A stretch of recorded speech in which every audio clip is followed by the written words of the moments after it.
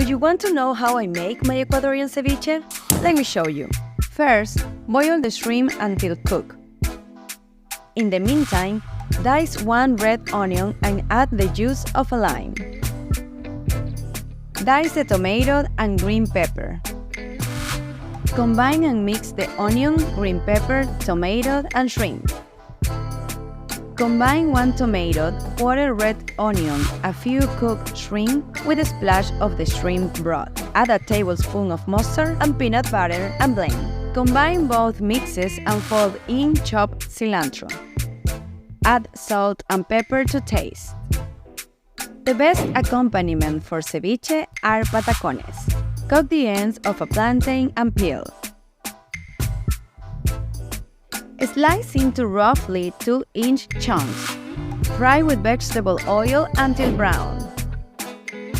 Flatten the brown pieces one by one and return them to the frying oil until crispy. And of course, we cannot forget the avocado. Now it's ready to be enjoyed. Buen provecho!